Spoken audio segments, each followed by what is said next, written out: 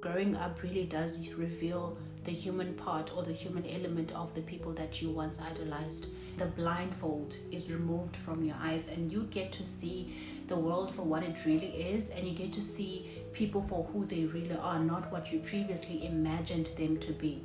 And I've seen this with some of the people that I once looked up to and people that I admired, and I really saw my life in the same light as their life in future.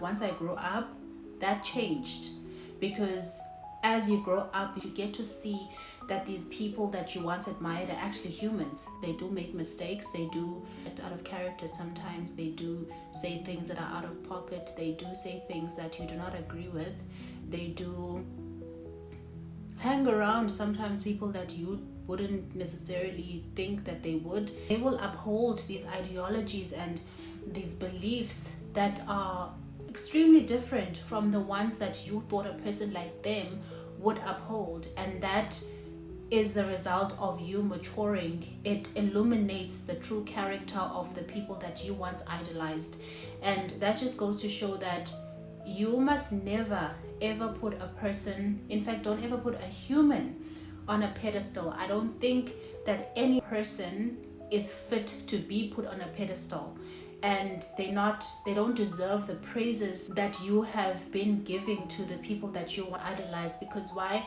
People will make mistakes, people will disappoint you. You can't really blame a person for disappointing you. They're doing what they believe, which might contradict what you believe. They're also living in their truth and you're also living in yours. And so growing up and maturing and being exposed and experiencing so many things and leaving the nest, it has revealed that to me, that you should never put a single person on a pedestal. No one deserves that. Nobody has the capacity and the pureness to be on a pedestal and not make any mistakes. Humans learn through mistakes. Humans learn through interaction and making mistakes and retrying and redoing. That's how we learn. So maturing has revealed the fact that the people that I saw my future self being in the same space as them and doing the same things that they did, I am not so sure about that anymore. And another thing I want to highlight is that you should never allow anyone to be your standard. They can be your inspiration, but they're not your standard.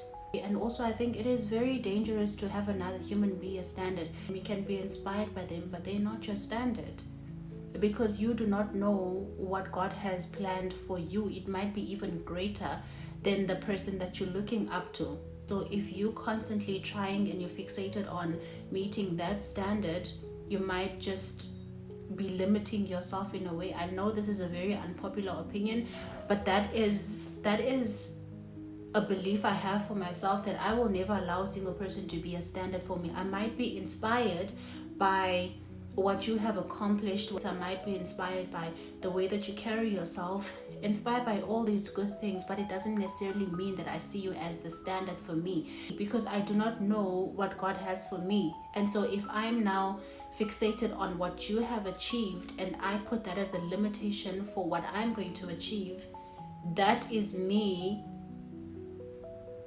not recognizing the capacity that God can do exceedingly and abundantly above. And so I do not believe in that.